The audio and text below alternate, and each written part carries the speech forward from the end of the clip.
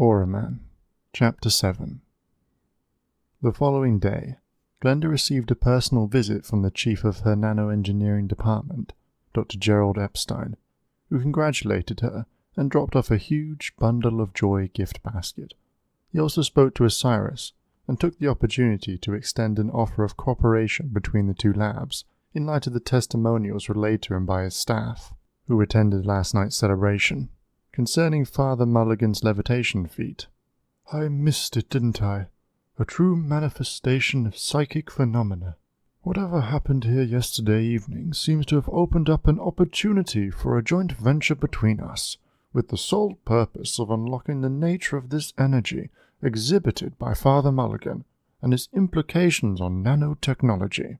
He continued, Yes, I am aware that Father Mulligan tests poorly in traditional laboratory settings, but it might be possible to conduct a discreet camera surveillance program to observe his every move.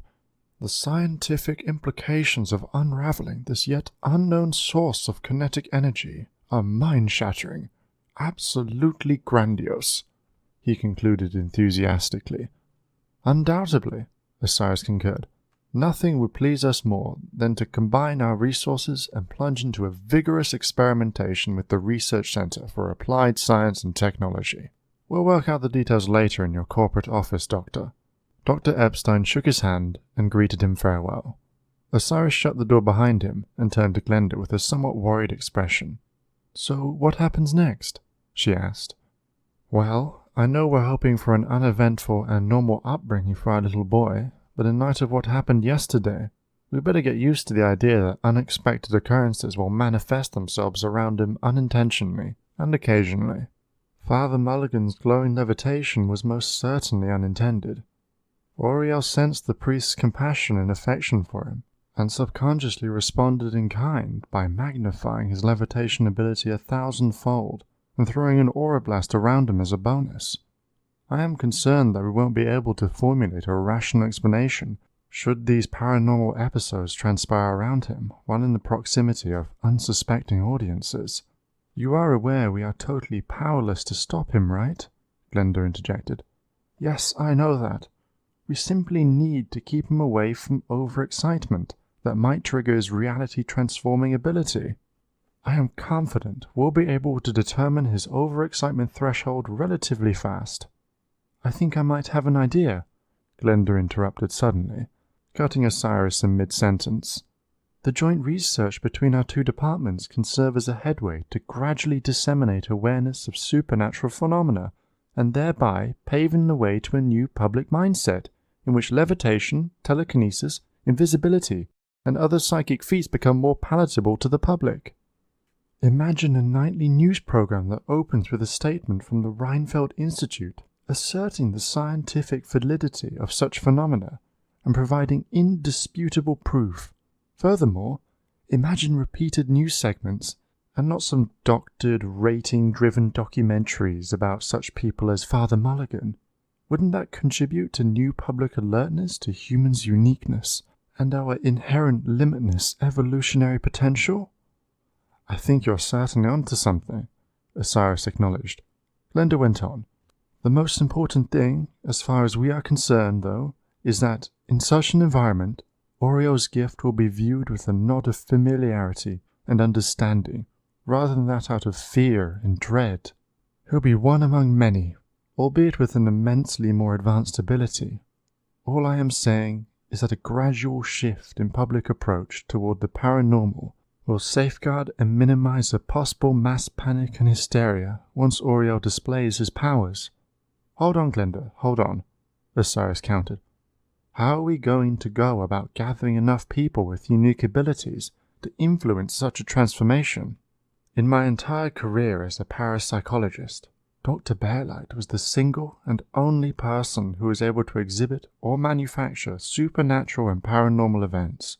All the others did not stand up to scrutiny, or to what we term as indisputable scientific proof." "You are forgetting something, dear," Glenda retorted. "And what is that, darling?" "You're forgetting about us and our own abilities. You're not suggesting that we go on live TV and—" "Of course not.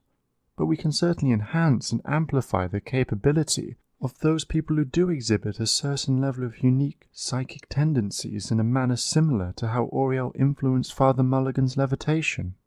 You will gather all the research subjects at the Rhinefield facility, where both of us will be in direct contact with them, observing their progress in each and every step of the research while imbuing them with a dash of our own energies to further strengthen their own paranormal demonstrations. You really thought it through, didn't you? It should have been me coming up with such an elaborate plan. And to think of that, less than a month ago, you thought I was wasting my time at Rhinefield. The couple burst out laughing, and immediately attempted to control themselves, so as to not wake their son. True, I came a long way in a very short while, but wouldn't anyone? When proof is shoved in your face in such a spectacular manner, I am not sure you are left with any other choice but to accept it and study it. Isn't that what science is all about? The concerted human effort to understand the natural world and how it works with observable, physical evidence as the basis of that understanding? She continued, We know that Auriel's ability is godlike in essence, and it will eventually explode into the world stage. It is unavoidable. We must therefore soften the shock and awe effect that his emergence will surely generate, and ensure to the best of our ability that he is embraced and accepted by humanity, rather than rejected and feared. We will choose the time and place to introduce him to the world as our son, relaying the story of his unusual birth.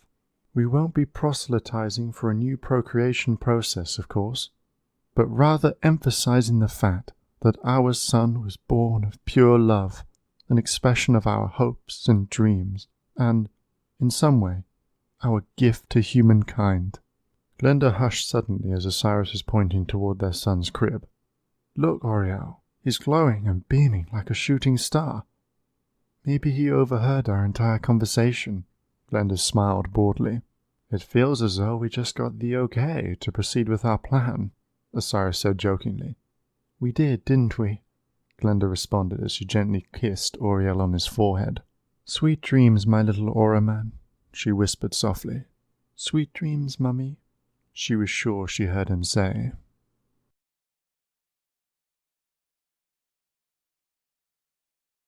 For the next 7 years, Glenda and Osiris carried out their plan in its most minute detail. The Rhinefield Parapsychology Center became one of the most notorious centers for the advancement of paranormal investigation, partly because of Dr. Epstein's involvement in devising the most rigorous testing routines to weed out the charlatans from the truly gifted. Father Mulligan's levitation ability was proved to be authentic and beyond a shadow of a doubt. Not only was he unknowingly photographed floating in midair while praying in his private quarters at the church, but he was later also able to manifest the feat in front of a cadre of world-renowned scientists at the research center. His capacity to levitate and defy gravity has also received a stamp of approval by a plethora of professional stage magicians who attested and confirmed its genuineness. Father Mulligan's levitation was the first ever scientifically certified, documented proof for the existence of a yet unknown kinetic energy, which challenged the current understanding of the accepted laws of physics.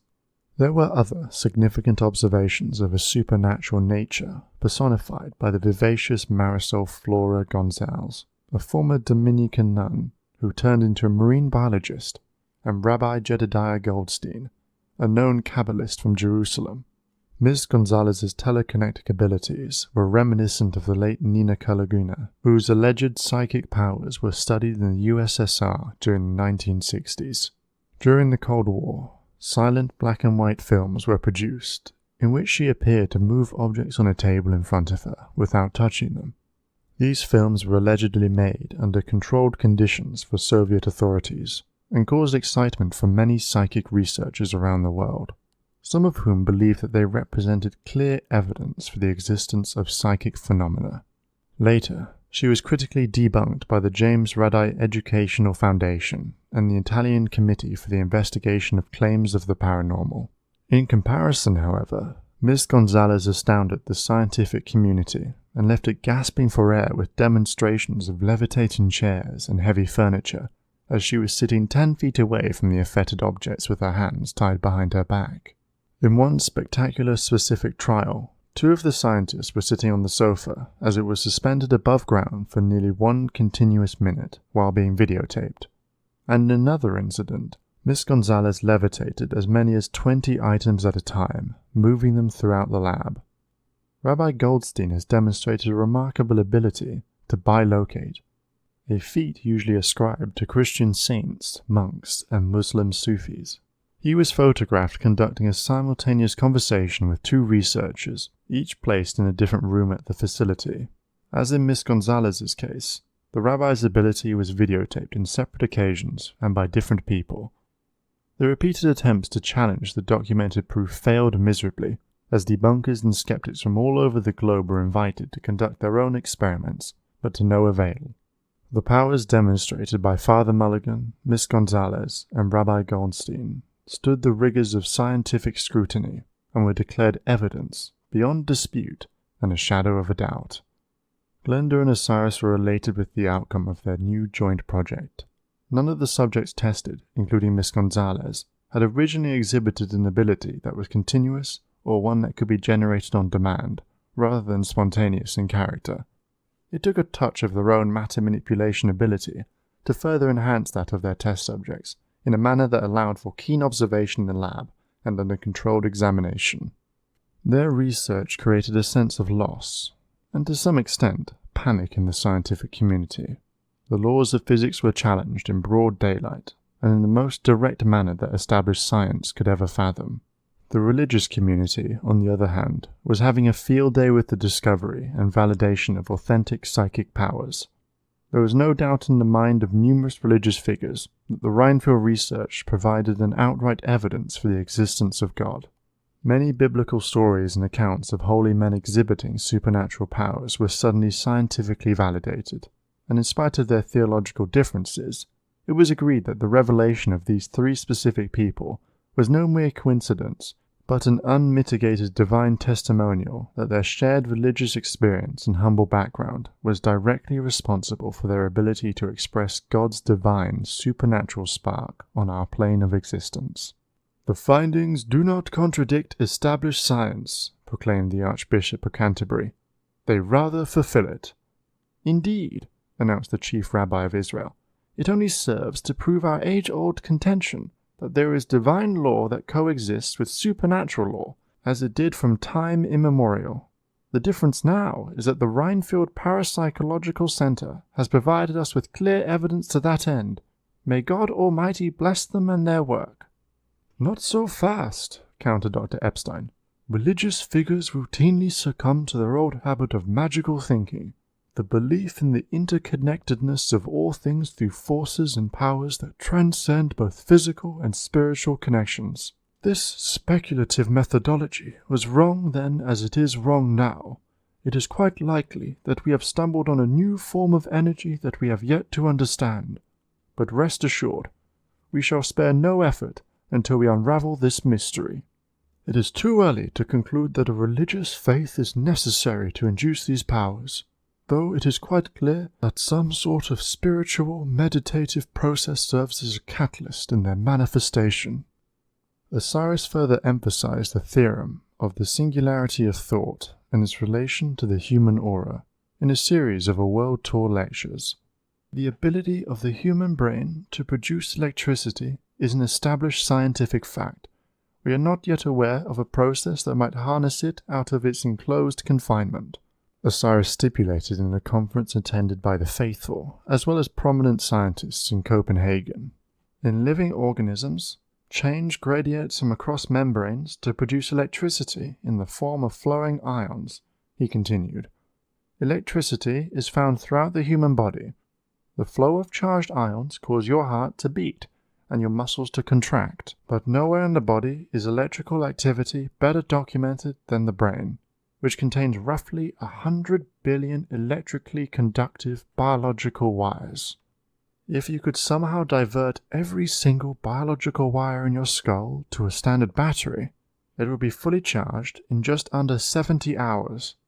Now imagine a mechanism that allows for continuous growth in electrical brain activity, and then unleashed through an electrical field surrounding the human body, otherwise known as the human aura. "Balderdash!" cried Dr. Dankirk from the Association for the Scientific Investigation of Claims of the Supernatural. "There is no such thing as human aura. You have yet to prove its existence." "But we did, Doctor," Osiris responded calmly. "Please refer to the video depicting Father Mulligan's levitation. In many instances, his body glows brightly while levitating, and his face emanates a continuous stream of visible ethereal-type golden light that is, by definition, the human aura." Osiris went on, "It is clear that our recent findings have been difficult for many of you to comprehend, but unlike our religious colleagues, we are quite confident that a rational explanation is at hand. We further stipulate that the energy level within the human body can be boosted exponentially, and it is directly linked to a cognitive process termed by us as the singularity of thought, i.e., a convergence point where a single thought and energy merge, a blending moment of clarity in which both fuse and unify, and thus allow for a drastic elevation of energy within the human aura, which is then channeled into the remolding and reshaping of reality in a variety of ways we have witnessed and in other ways we are yet to discover." "Where is the additional energy coming from?" Dr. Dankirk quizzed with an obvious sarcastic tone. "From a continuous meditative process on a variety of energy sources," Osiris replied. "Somehow, the meditative practice appears to increase already existing levels of electric energy within the human body, which is later stored in our body's electric field, i.e. the aura, similar to the process undergone by excess calories, which are stored in our body's fat cells. As mentioned earlier, that kinetic energy can be absorbed into the human aura through a controlled and focused mental process, and be manifested in a manner and range of ways that appear to defy the laws of physics. Indeed, we are far from understanding the methodology of this alleged energy boost, but we are confident that, with additional research, we'll be able to decipher this mystery." Osiris stopped momentarily and sipped from the cold glass of water next to him and said, "We are proud to announce the next phase of our study.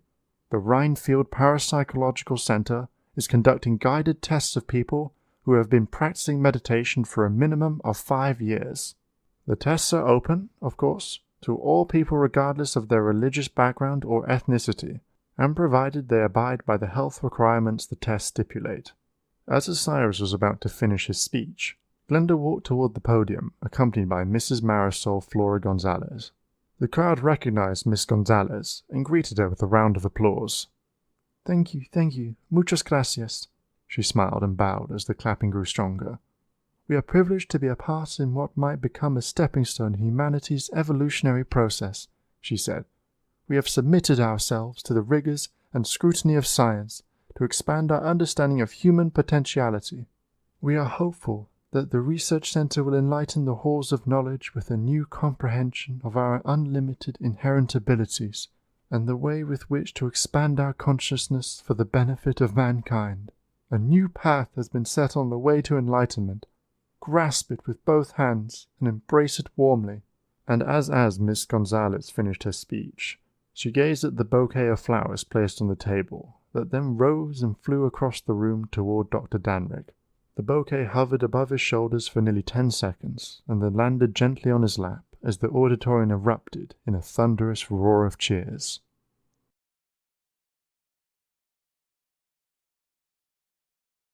Chapter 9. Monday, March 1st, 2006. "Tipsy is sick, Mom." "She is, sweetheart. What's wrong with her?" "I don't know," Annette replied with tears in her eyes. "She's been throwing up all morning." "I'm going to give Jenny, the vet, a call, honey," Aura said, as she was calming and comforting her distraught daughter. "Don't worry. I'm sure Tipsy will be fine in no time. Maybe it's just an upset stomach. What did you feed her?" "The usual, Mum.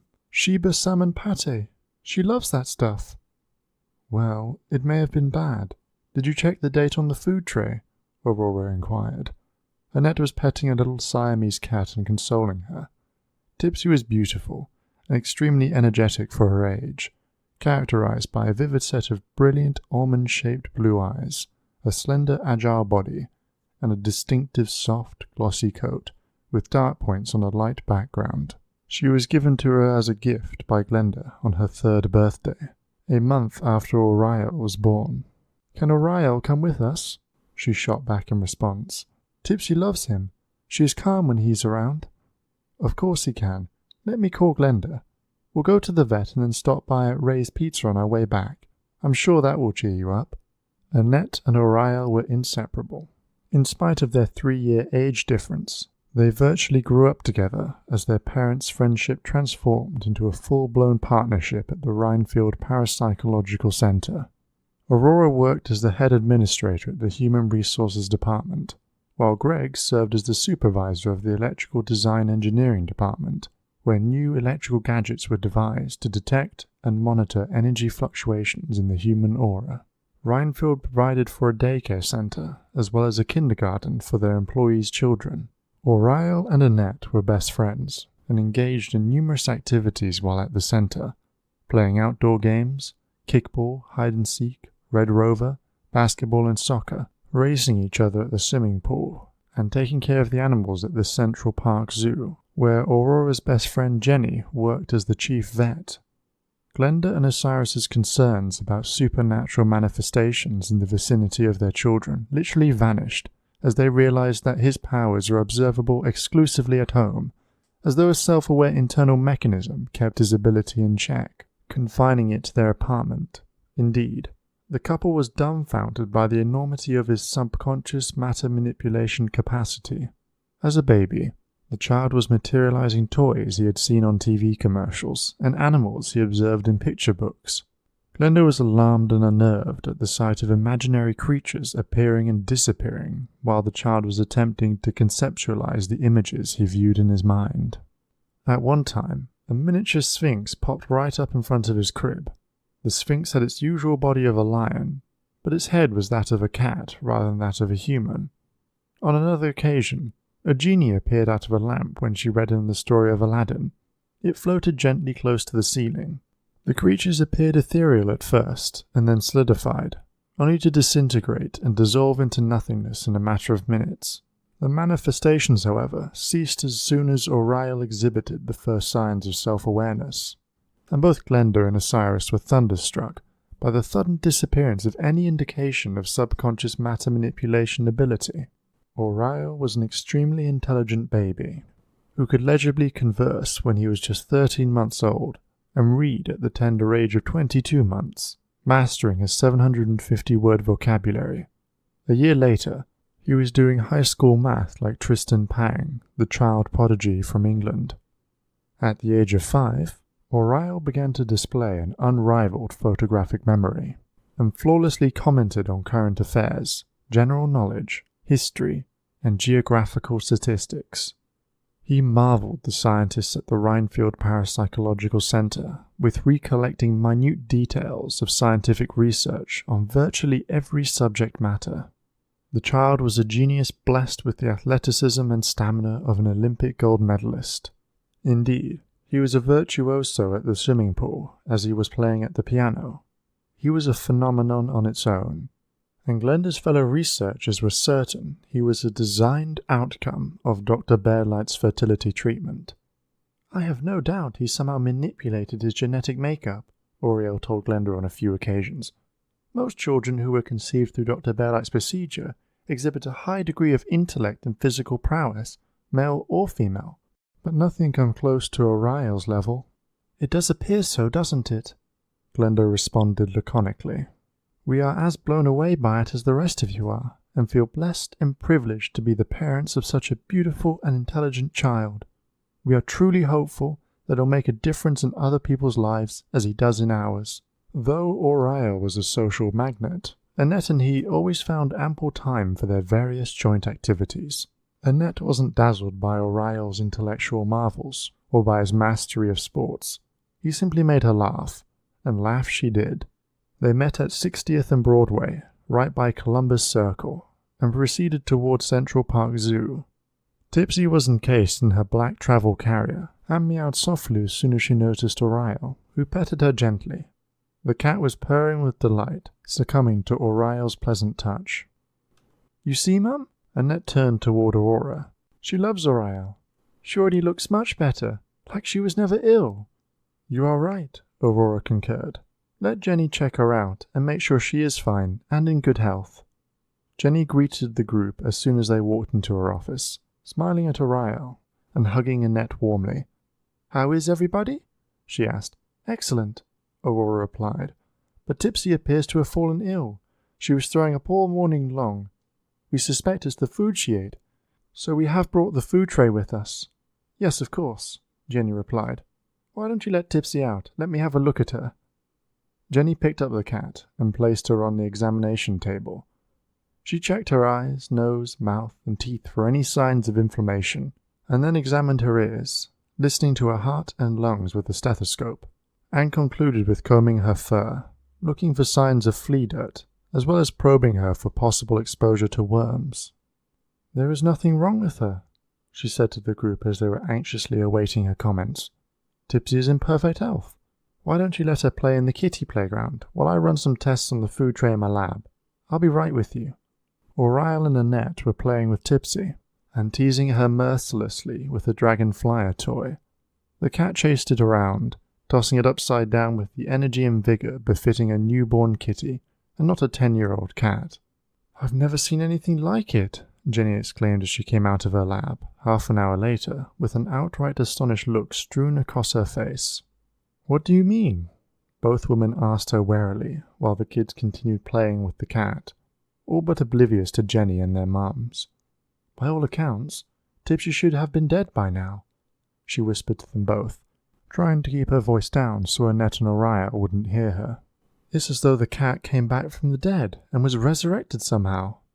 The food tray contained high traces of arsenic, in such concentration sufficient to cause certain death, yet the cat is alive and well. It is quite remarkable and absolutely unbelievable. I am not sure what to make of it, or how to explain it. Not only is Tipsy well and completely healthy, but she also appears to have travelled back in time. The cat is nearly 8 years younger than the last time I checked her. I am utterly flabbergasted."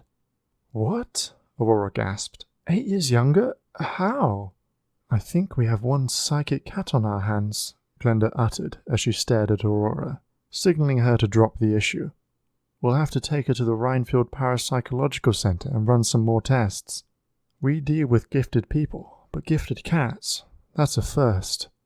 Jenny giggled in response and said to Aurora, "Let me know of any unusual behavior. By the look of it, she seems to be in perfect health." "Jenny, is Tipsy all right?" Annette shouted from across the room as the cat hopped and landed on her shoulders. "Yes, sweetheart. Tipsy is more than just all right. She's as good as new. You take good care of her?" "Of course," Annette replied as she placed the cat back in her travel bag. The four left Jenny's office, marching toward Columbus Circle on their way to Ray's Pizza on West 72nd Street. Aurora and Annette were pacing as fast as Auriel and Glenda were tagging along, stopping by momentarily at Barnes & Noble and window shopping for a new cell phone. "What was wrong with Tipsy?" Auriel asked. "There's nothing wrong with her, Mum, is there?" No, quite the contrary. Jenny gave her a clean bill of health." "But how is that possible?" Auriel insisted. "The cat seemed as though she was about to die." "You are quite right. Jenny was altogether puzzled herself since it appeared as though Tipsy was poisoned, but miraculously survived it. She said something about the cat getting younger, but we couldn't truly understand what she meant," Glenda replied, while somewhat distorting the information that was relayed to her and Aurora by Jenny. "Strange," Auriel mumbled. "When we stopped by at Aurora's, I petted Tipsy and wished her well. She looked so weak and fatigued. I could have sworn that I heard her thoughts. She felt she was dying and was extremely frightened. It sounded like an echo in my head. I could really feel her pain, so I wished for her quick recovery and hoped she'll regain her full strength and spunk, just as if she were a kitten again." "Well, sweetheart, I guess you succeeded. Tipsy does appear to be alert and active, more so than before she's gotten sick." Glenda's heart was racing. She could feel herself getting anxious and restless. Her palms started to sweat, and her mouth was getting dry. "It's starting," she said to herself. Her son's powers beginning to resurface and manifest themselves in the open. Doubtless it was Auriel who cured the cat, and realigned her molecular structure to resemble that of a 2-year-old kitten. A simple petting touch was enough to initiate the transmutation. His ability was not confined only to solidifying thoughts into existence, but also to subjugating existing matter to his will. My God, is there anything he cannot do? Glenda was hoping for a few more years of normalcy for the three of them, a life away from prying eyes and overstimulated paparazzi. Though Aurael was deemed a genius by accepted scientific standards, the media attention surrounding him was muted, always suppressed by the gifted, such as Father Mulligan and Miss Gonzalez. But the unexpected event that was about to unfold resulted in a media blitz that nearly uncovered their secret. "What are you having, Mum?" Aurael asked Glenda, interrupting and cutting short her semi-daydreaming thought ride. "I'll have a Sicilian, dear," she replied, smiling. "And what are you having? Your usual pepperoni?" "No guessing here," Aurael nodded, as he was sprinkling garlic and other spices on his slice. They sat down at Ray's Pizza, savouring a variety of pizzas and sipping soda and fruit punch, when Annette suddenly realised that Tipsy's carry-on bag was empty. "Where is Tipsy?" she asked alarmingly. "In her carry-on bag, isn't she?" Aurora responded, almost whispering. "No, she is not," Annette replied, as she was frantically looking for the cat throughout the restaurant. "Tipsy! Tipsy!" they called to no avail. The cat just seemed to have vanished. Annette finally broke down and burst into tears, as Aurael and Glenda stepped out of the pizza shop, looking for Tipsy in the surrounding area. "She's right there," they heard Annette yelling. "Right there on the other side of Broadway. Oh my God! Oh my God! The limo is going to run her over. She's going to get killed. Tipsy! Tipsy!" Annette screamed her lungs out, but the cat was oblivious to the sound of her voice, and sat frozen and immobilized on the middle of the street, as the white stretched limousine was seconds away from crushing and running her to the ground. They were all signaling the driver, who seemed to be preoccupied and engaged in conversation with the passengers sitting behind him. Annette ran toward the cat, hoping to catch and save the feline from her impending doom, but alas, the limo appeared to be seconds away from hitting her. Aurael leaped forward, bypassing Annette and successfully grabbing a hold of Tipsy, while looking directly at the approaching wheels.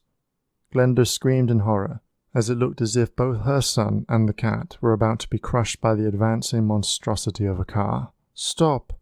Aurael shouted, extending his left arm forward and signaling the driver to stop. Suddenly, a tremendous explosion was overheard throughout the street, as a colossal round shield of light, of about 30 feet in diameter, appeared out of nowhere and separated Aurael and the limousine. The car proceeded toward the shield and was swallowed by it in its entirety, disappearing into thin air. A moment later, an ethereal glowing version of the limo and all its occupants burst out of the shield and ran through Aurael as he was standing and holding Tipsy in his hands. It took nearly 10 seconds for the elongated luminescent car to pass through the two of them, as they both seemed to have been stripped of their solid corporeal state. The shield continued to make crackling noises as its density waned, while Aurael, Tipsy, and the limousine gradually regained their solid state, fluxing and phasing in and out of existence, appearing and disappearing as their bodies coalesced and settled back into their normal forms. The limousine finally came to a halt, and the driver got out, looking disorientated and pale, shaking and trembling in fear. "What just happened?" he asked Glenda, who rushed toward Aurael, hugging him tightly and holding him close to her waist. "You almost killed them, you dumb idiot!" she snapped. "You were too busy talking to your passengers instead of watching the road ahead of you. Luckily no one got hurt." Annette dashed toward Aurael and embraced him, while Aurora grabbed Tipsy and placed her in the carry-on bag and locked it securely. "Thank you, Aurael. Thank you. Are you okay?" Annette frantically asked as she touched his hands, making sure he was real. "You disappeared," she continued, holding his hand. "I did?" A crowd was gathering around them, touching the limousine, confirming and double-checking it was not a figment of their imagination, though the entire episode lasted no longer than 10 to 15 seconds. It was vivid and visibly crystal clear. "Did you see what I just saw?" a young teenage skateboarder asked his girlfriend, who opened the limousine back door, glancing at the startled passengers. Yes, she said. The limo disappeared into that thing and emerged right through it, looking like a mere shadow of itself. It passed right through the kid holding the Siamese cat, said another. It was awesome, yelled a third. Better than Star Trek Voyager. Now tell us, how did you create these special effects? It was mind-blowing. A nerdy-looking kid howled at Aurael. Hey, is this candid camera? Shrieked a middle-aged lady. I did not know they brought that show back. The commotion grew wilder, with onlookers exchanging impressions of the wondrous event that left them all bewildered and befuddled, not exactly sure what to make of what they had just witnessed, and wondering if it was real or some make-believe magic trick. What just happened? Aurael finally asked Glenda. Did I really disappear? Yes, you did, sweetheart, but I'm not quite sure how or why. We have never encountered such a phenomenon before. Maybe your dad will be able to make sense of it. How are you feeling? She asked, touching his hands and face, ensuring he was completely solidified and in one piece. I think I'm well, Mum. I feel dizzy and somewhat disorientated, as though I had an out-of-body experience, similar to that of Rabbi Goldstein from the Rhinefield Parapsychological Center. It was so exhilarating, Mum. Almost intoxicating. I want to do it again. He smiled and started laughing. A police car stopped right across from the pizzeria, and two officers emerged from the vehicle, one of which walked toward Glenda. Mrs. Rasmussen Jones? Yes, officer. How did you know? Pleased to meet you, ma'am. My name is Officer Heston, and this is my partner, Officer Sung. We're part of a new division linked to the Rhinefield facility. I'm not even sure if your husband is aware of our affiliation with the research center yet, but we're a part of a task force aimed at containing any type of occurrences or events that may unintentionally spill over from your labs. We received numerous calls about an accident that bears all the hallmarks of a Rhinefield-related incident. Could you please shed some light on what exactly happened? Yes, of course, officer, Glenda replied and smiled at him. Where shall I begin? She went on and recounted the event that inadvertently put her son in the spotlight, though she attempted to minimize his role to that of an unfortunate and unlucky bystander, being in the wrong place at the wrong time, and not being able to explain any of it. None of us can, she said as Officer Heston took notes and listened to her attentively. Obviously, the entire episode will be communicated to our colleagues at the center, and we should be able to stop by in a matter of hours with our equipment and inspect the area for anomalies. As a matter of fact, an investigative team is already on its way here, Glenda heard Osiris say right from behind her. Ozzy! She exclaimed as she found herself wrapped in his bare embrace. Dad! Aurael yelled from behind the limo's trunk, looking underneath it. You gave us quite a scare, you little rascal. Come give your dad a hug. Aurael approached his dad and embraced him warmly. The similarity between the two was striking, particularly their smile, which was captivating and made people stare with jealousy. Though only 12 years old, Aurael was nearly the size and height of his dad, a feat both Glenda and Osiris attributed to Dr. Bearlight's alleged genetic design modifications.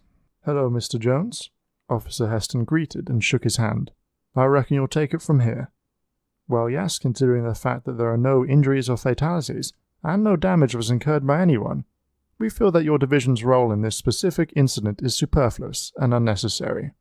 The limousine driver, however, must be held accountable for his sloppy and dangerous driving, though we won't be pressing any charges against him. We have arranged for a team of researchers to be here in about half an hour, and we'll conduct our own investigation, including questioning and collecting testimonies from the driver and the passengers. Let me just contact my superior, Officer Heston replied while completing his report. I'll be right back. Osiris and Glenda exchanged worried looks as soon as the policeman departed, knowing full well that it was their son who was responsible for the supernatural spectacle that brought Broadway to a halt. The crowd appeared to be dispersing, and traffic finally resumed. Aurora, could you take the kids home? Osiris asked. Glenda and I will be staying here for a while with our team. You don't mind, do you? Of course not, silly. Come on, guys, we're going home. Aren't you guys tired? I am exhausted. Annette and Auriel joined Aurora, and the three of them went up Broadway toward West 80th Street, leaving Glenda and Osiris behind. It's all over the news, Osiris uttered softly. What's all over the news? This, Glennie, this, he said, pointing at the limousine, which was parked at the side of the street since officers Heston and Sung were still questioning the driver. Someone videotaped the entire incident from the time Tipsy was sitting frozen in the middle of Broadway all the way through the appearance of the Shield and all. They're calling it the Tipsy hoax. How do they even know the cat's name? Well, they must have heard Annette screaming her name out loud. The girl was desperate. A hoax? Why a hoax? Glenda inquired. Because the magnitude of the event was so startling that those observed it refused to accept it for what it was. A nerdy-looking bespectacled kid who was interviewed by Channel 7 told them it was some sort of special effects publicity stunt, and that the reporters bought it. Luckily, the occurrence was witnessed by no more than 10 to 20 people, who themselves weren't quite sure what happened, so the explanation sank in since the journalists themselves didn't know what to make of it. They were convinced that it was some sort of elaborate hoax. Thank God for that. Glenda breathed a sigh of relief.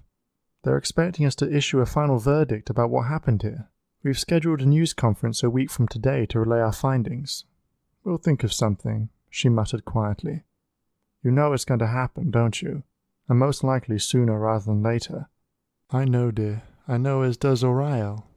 He's not able to verbalize it yet, but subconsciously, I am certain he is aware of his reality-altering ability. No doubt, Osiris concurred. He may not be fully cognizant of it yet, but he will surely connect the dots between wishing for something to happen and having it realized almost instantaneously. A mere coincidence-type reasoning won't fly if these occurrences continue to happen. Get ready for a bumpy roller coaster ride then, Glenda shot back.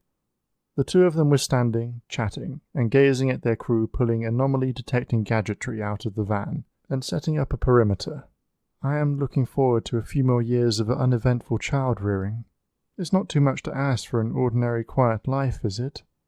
Nothing in our life is ordinary, darling, Osiris replied, and burst out laughing. You know what I mean, you silly goose. Glenda giggled. Yes, I know what you mean, love. We'll just have to wait and see how our lives are about to unfold. Little did the couple know, at the same time, that Glenda's wish was to be granted. A cosmic gift of sorts, and a much-needed respite before the milestone event that was destined to transpire, an arresting landmark occasion that forever changed the course of human history.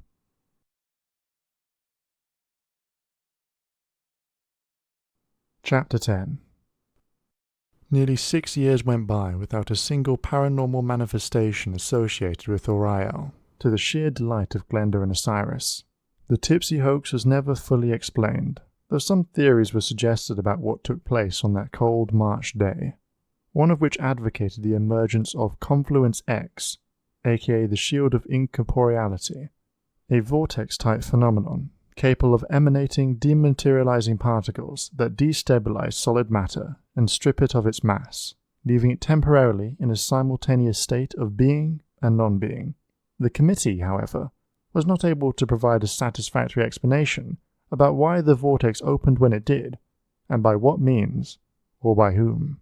Ultimately, the Tipsy hoax remained unsolved as the Rhinefield Parapsychological Center proceeded full steam ahead with its efforts to establish the singularity of thought theorem and to demystify supernatural phenomena.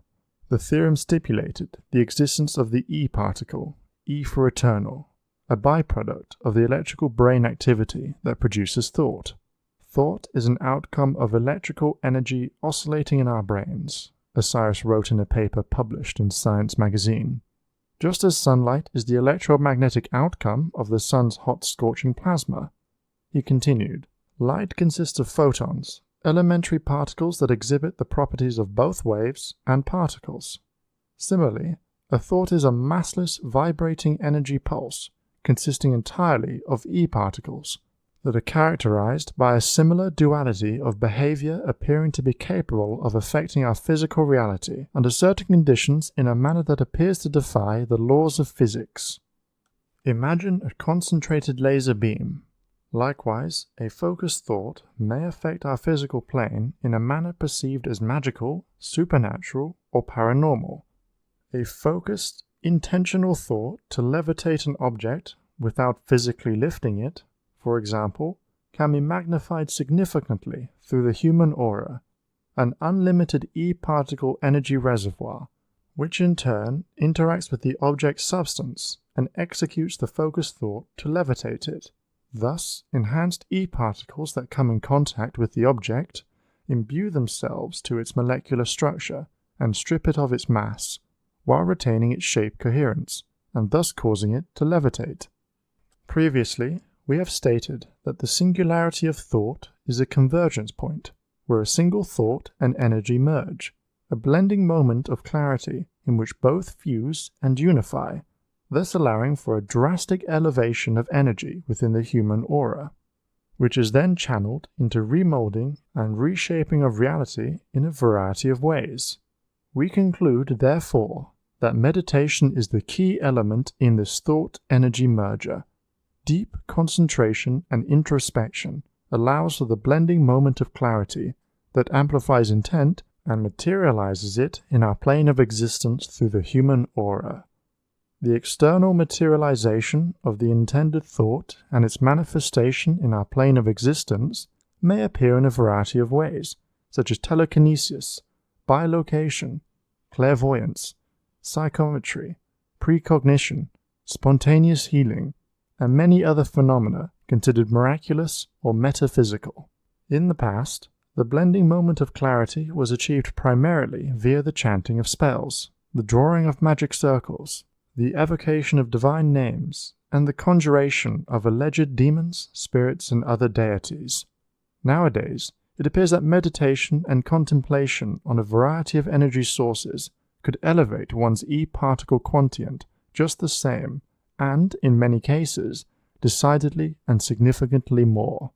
Osiris concluded with the submission of an audio-visual documentation of 3 additional persons of interest who have exhibited supernatural powers, clairvoyance, psychometry, and precognition, which further lend credence to an ever-growing acceptance within the scientific community that the natural and supernatural seem to cohabit the same plane of existence despite their inherent contradiction. As staggering as the observation was, it was accepted as a matter of fact, since the video proof provided was beyond dispute, even by the most vociferous debunkers, who were invited to the Rhinefield Parapsychological Center to conduct their own experiments with the test subjects. Their conclusion was always a positive confirmation of the test subject's authenticity and the genuineness of the phenomenon being observed.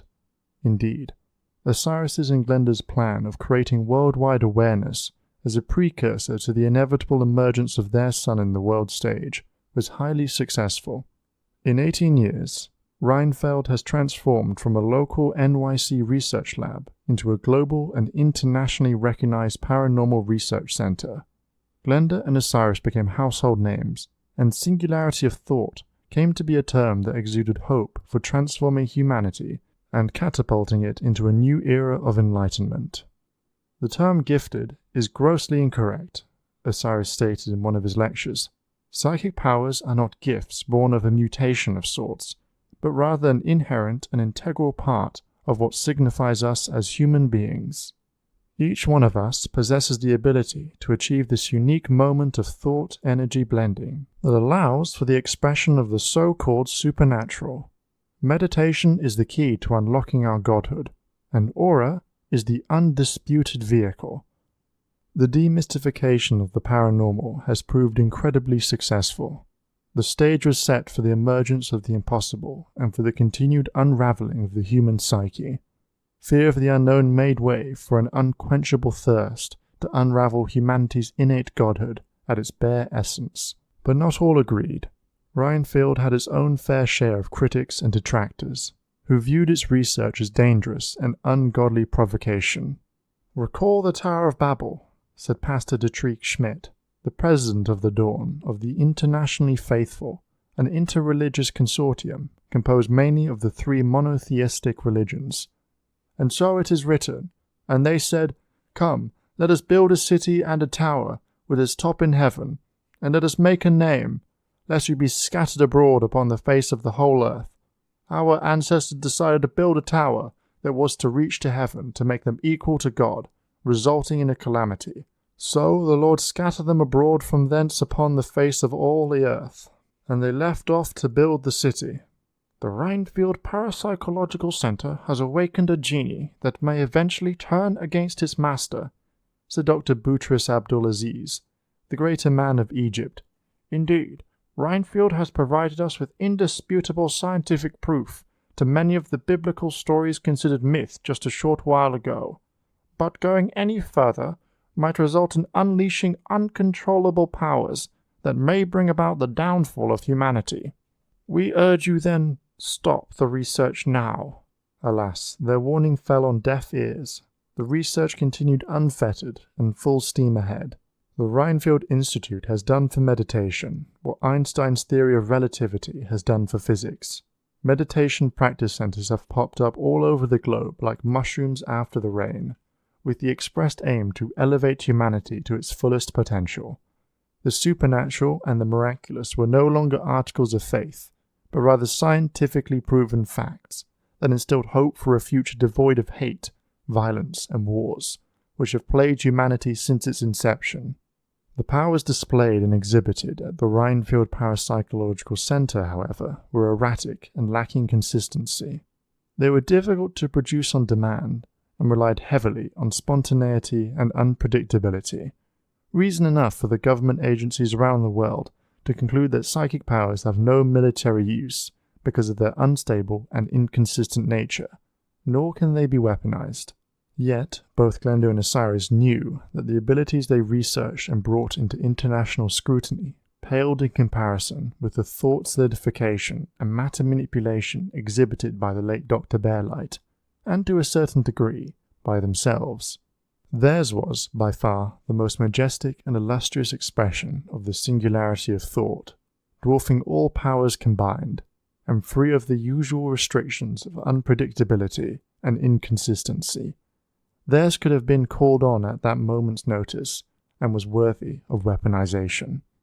The two continued to keep their own ability a secret, to shield themselves and their son from public scrutiny, and to ensure keeping any military interest at bay. Still, it was clear that it was only a matter of time before they too would be compelled to step forward and display their power in all its imposing glory.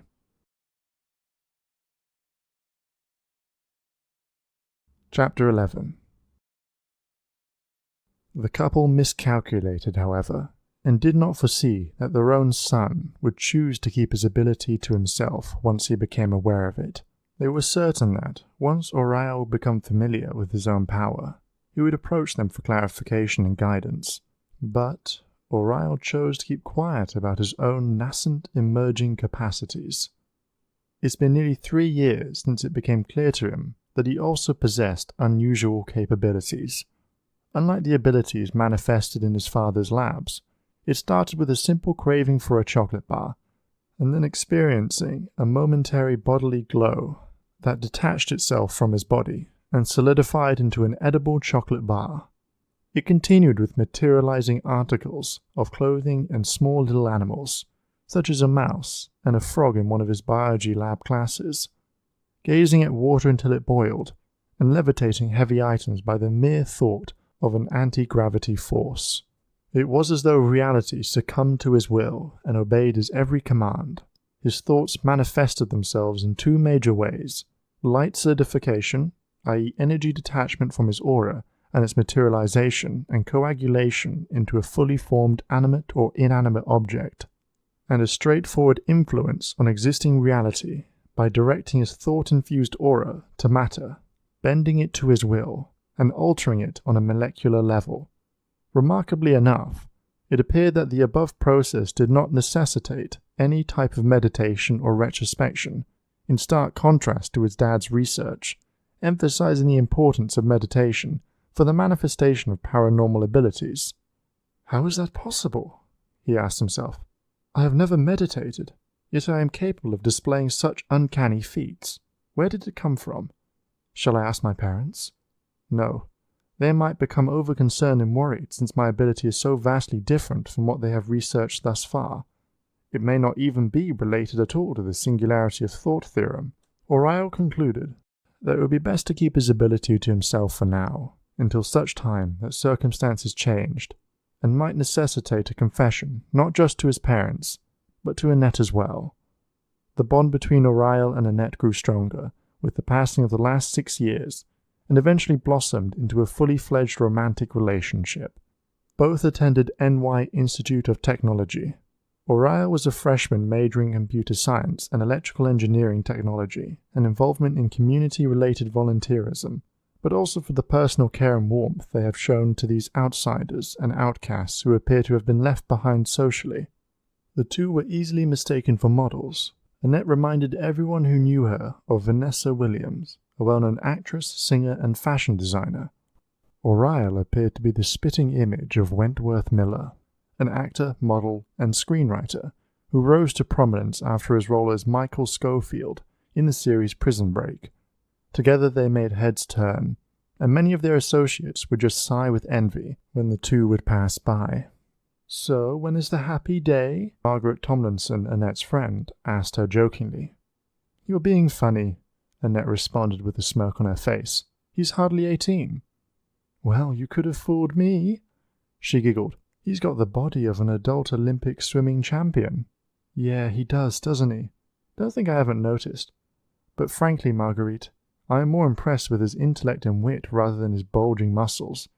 He is just so incredibly smart and knowledgeable. I keep forgetting he's younger than me. Brawn and brains. You got yourself a perfect combination there, Annette." Margaret exploded with laughter. Aurael, too, was relentlessly teased for his good looks and perfect physique, leaving behind a trail of broken hearts, all of those who had their sights set on him, but learned he was already taken. "Imagine," Aurael said to himself, "what would have happened if they knew of my ability? Would they still crave my company as they do now? Wouldn't they freak out? No, not at all. After all, psychics are in nowadays. Father Mulligan, the flying priest, and Miss Gonzalez, the telekinetic, are international celebrities, adored and revered by all who knew them. If anything, exposing my ability to my friends, and most of all to Annette, would most likely further strengthen the bond of friendship between us." Alas, the event that took place the following day generated a sudden sense of unexpected immediacy, and brought all thoughts of a deferred confession to the forefront. Chapter 12. Sunday, October 7th, 2012. "It's a perfect day for that. But I think it's lame," Annette interrupted.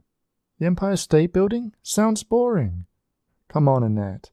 We said we were going to do it. Shame on us. We dare call ourselves New Yorkers, and we still haven't been to the top of the Empire State Building. And don't let me start about the Statue of Liberty." Aurael placed his cell phone on the table momentarily while checking the weather on NY1. "Call Marguerite and Leonardo. See if they want to join us," he shouted into the phone. "Okay, handsome, let me find out. Tell them to meet us by FAO Schwartz on 5th and 58th Street. Ask Leo to bring his exchange student friend." "Marco, isn't it? He hasn't been there yet, hasn't he?"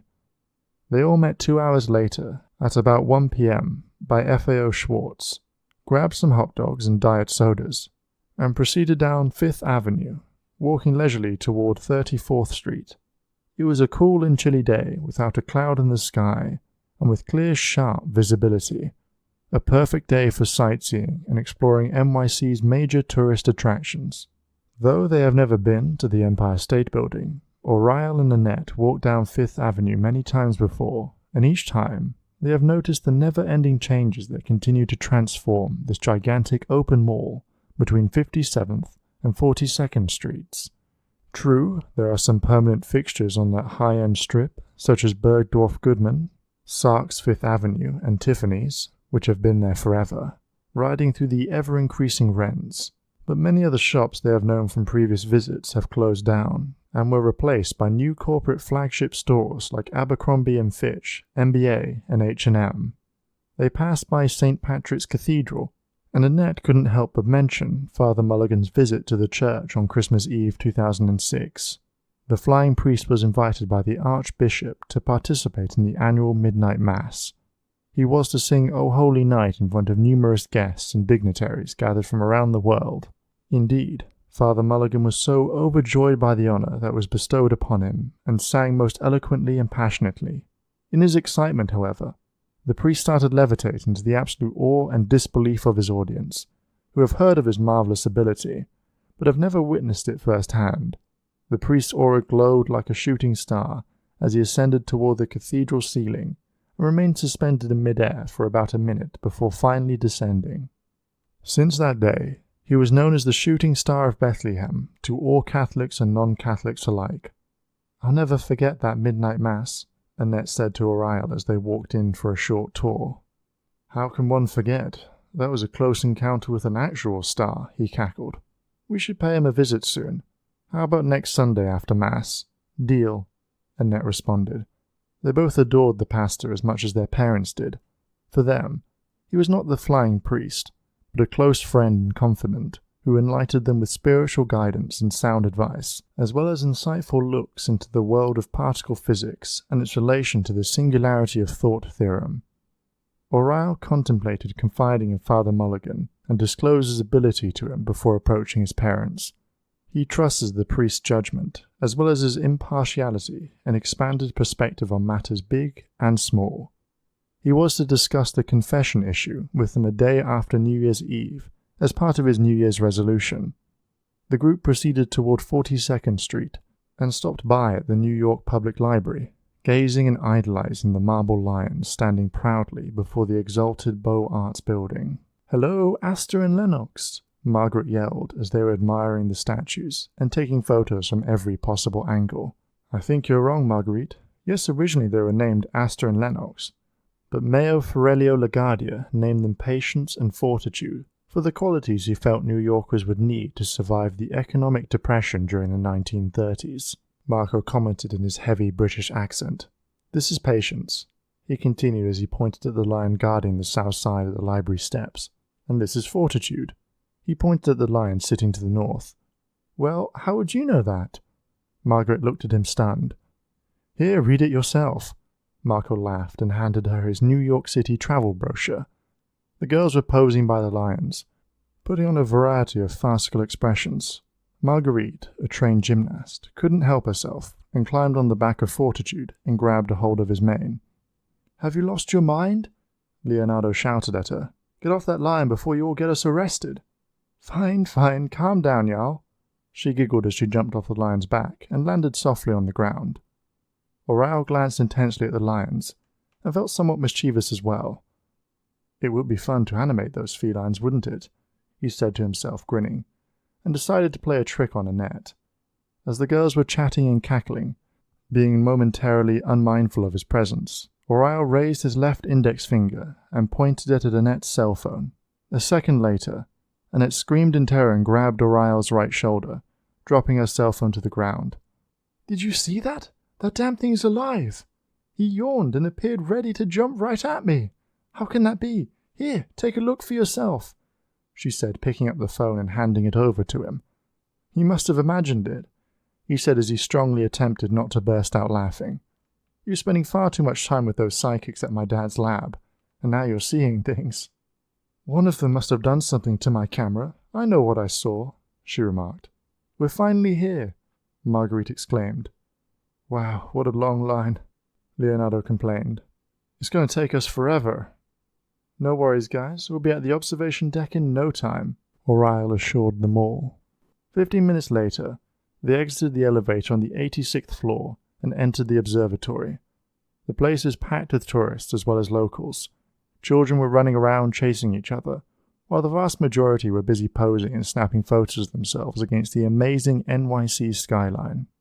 The observation deck wraps around the building's spire, providing 360-degree views of New York and beyond, featuring panoramic sceneries of Central Park, the Hudson River, the East River, the Brooklyn Bridge, Times Square, and the Statue of Liberty. Exclamations such as, "Wow, it's awesome," or "It's breathtakingly beautiful," could be heard throughout the 86th floor and from those who visited the 102nd floor, which provides even more spectacular views of the city and beyond. Central Park comes into full view. The grid of streets reveals its brilliant design, and on a clear day, one can see beyond the skyscrapers up to 80 miles away. Truly, it appeared as if the spectators couldn't get enough of New York City and its majestic beauty, its pulsating and pumping heart, and the enormity of its size. They were all simply smitten and memorized by the sights, colours and sounds unfolding in front of their eyes. Marguerite took a deep breath and grabbed a hold of Leonardo. She appeared light-headed and semi-intoxicated, and then she did the absolutely unthinkable and hopped right against the 10-foot-high spiked security fence, stretching both her arms and grabbing a hold of the spikes. "Quick, snap a picture already!" she yelled at Leonardo, assuming a classic gymnast pose.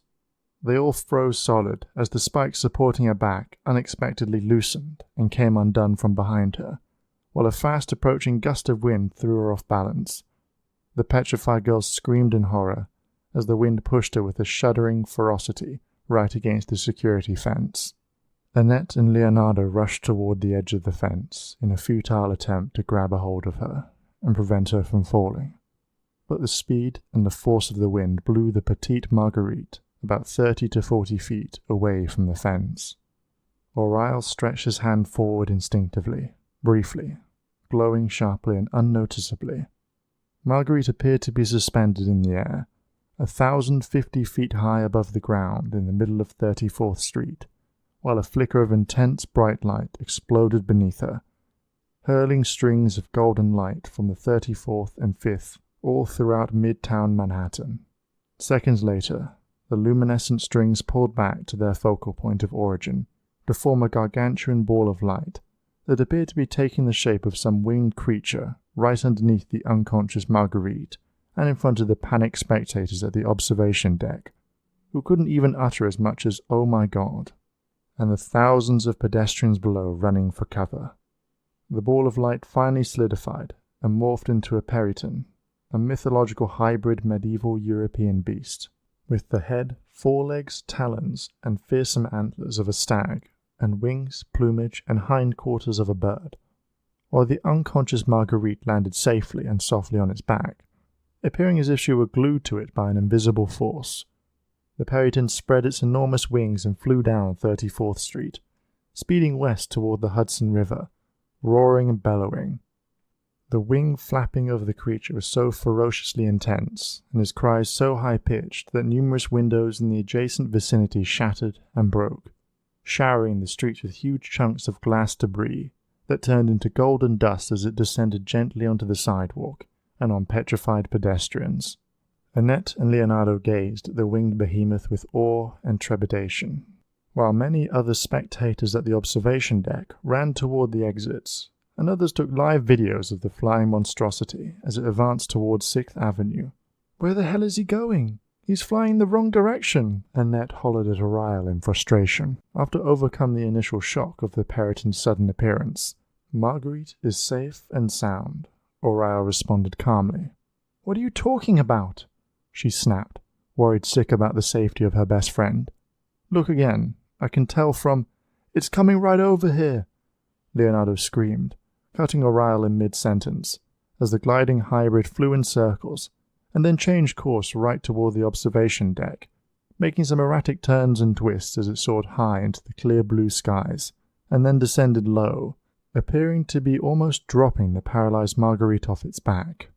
An absolute pandemonium erupted throughout midtown Manhattan as people ran toward the nearest subway entrances, screaming and yelling, with some fainting and dropping like flies, while others stopped and gazed in wonderment at the falling chunks of glass turning into radiant golden powdery soot, landing tenderly on their face and body. Traffic came to a complete halt as courageous drivers got out of their vehicles to videotape the mammoth monster's flight, following its every move. "It's the end of the world," yelled a petrified passerby as he ran toward Madison Square Garden. "It is most likely a locked-up creature who escaped from that Rhinefield lab. Didn't I say there are all devil worshippers out there?" A man in his mid-40s turned toward his friend, who appeared to nod in agreement. "What do you mean, devil worshippers?" a young lady cried from behind. "That a creature appeared suddenly and out of nowhere. It emerged from that ball of light, not some lab. It saved that poor girl's life from certain death." "Why don't you just take a hike?" the other guy said, hissing back at her, as they were watching the periton advancing toward the Empire State Building observation deck. The beast circled the top of the 86th floor, approaching the deck and appearing as though it was about to crash land, but instead, it seemed to be decreasing and shrinking in size, its body mass gradually losing its structural coherence, dematerializing, and increasingly turning ethereal, until it finally disappeared, dissolving into thin air in front of the many startled and stunned tourists who remained at the observation deck. Marguerite floated for a few seconds, and then landed smoothly on the floor. Annette rushed toward her and immediately checked her pulse. Marguerite was breathing slowly, and a weird smile was strewn across her face, as though she were dreaming of her latest big win in one of her gymnastics tournaments. "Marguerite, Marguerite, can you hear me?" Leonardo whispered while holding her hands. Marguerite moved slowly and opened her eyes. "What happened?" she asked. "Where am I? What is the last thing you remember?" Annette questioned her rather quietly. "I'm not sure," Marguerite replied, raising herself into a sitting position. "I was holding on to the security fence, posing and asking Leonardo to hurry up taking those pictures of me. I remember losing my balance, and it's all a blank from there." "What matters is that you're all right now," Marco interjected. "We need to take you to the hospital," Leonardo added. "We have to be sure you did not suffer internal injuries, or anything else for that matter. We'll fill you in on what happened as soon as you feel better." "But I feel better now," Margaret insisted. "What the hell happened? Why do you guys look at me as though I just came back from the dead?" "Here, why don't you show her?" a tourist said in a heavy German accent, and handed Annette his cell phone. "Just press that button right here." Marguerite grabbed the cell phone from Annette's hand, pressed the play button, and froze. Here, she was suspended in the air as a giant flying stag materialized right underneath her. Gliding through 34th Street, her unconscious body appeared to have been glued to its back, while all along exploding broken glass was turning into golden soot and falling on the heads of pedestrians running for their lives. "But that is just impossible," she mumbled incoherently as she passed out again. 2 paramedics and a few police officers approached the group while the observation deck security guards directed the rest of the remaining onlookers toward the exit elevators. The paramedics lifted Marguerite onto a stretcher, checking her life signs and assessing her overall condition. After a few minutes of examining Marguerite, they finally woke her up and said to the startled Leonardo, "She appears to be in perfect shape, albeit still in a slight state of panic. But that is quite understandable considering what she has just gone through. We'll be taking her to Bellevue Hospital for further observations." "Please, follow us," said one of the police officers. "We'll be taking account from y'all of what exactly took place here." The rattle group left the observation deck and took the elevator down, exiting the building from a back passage, since the front entrance on 34th and 5th was mobbed by a sea of reporters and a throng of spectators. Bellevue Hospital was just a short ride away from the Empire State Building, but the ride appeared to be taking longer than usual, though the congested vehicles ahead of the wailing ambulance did attempt their best to clear the way. Aurael's phone rang. "Are you all right, dear? How's Marguerite? Is everyone okay?" Aurael heard the tense voice of his worried mother. "We're all just fine, Mother. We're taking Marguerite to Bellevue. I'm not quite sure how long we'll be staying there. Annette, Leonardo, and Marco are still quite startled." "How are you feeling, son?" "I feel like we need to talk. I sense that you and Dad know exactly what about." There was a prolonged silence on the other side of the phone. "Mum, are you still there?" Aurael howled into the phone. Yes, sweetheart, I'm here. We'll talk as soon as you get back home. Do you know when?" "As soon as we're done here." The conversation was cut off suddenly as the ambulance approached the front entrance of the hospital. Aurael glanced intensively at Marguerite, who appeared to have totally regained her faculties. She was laughing and giggling with the doctor and his nurses, being her vivacious self again, lively and full of her usual spunk and charm. The cops completed taking their account of the incident, focusing mainly on what was already termed by the Empire State Building Assistant Director of Operations as a freak accident in a statement released to the news media clogging on the street. Dr. Blumenthal, who was checking on Marguerite, approached the group and said, "Your friend appears to be euphoric. There is no sign of any trauma whatsoever. She'll be staying here for the next 24 hours. Her parents are on the way. They should be here shortly, Leonardo responded, relieved that Marguerite seemed to be doing better than anyone could have expected. Wow, what a day, Marco said, turning to Annette. But Annette appeared to not have heard him, as they were watching the jaw-dropping news blasting from the giant TV screen and hitting the crowded hospital reception area with a sense of a fast-approaching Armageddon.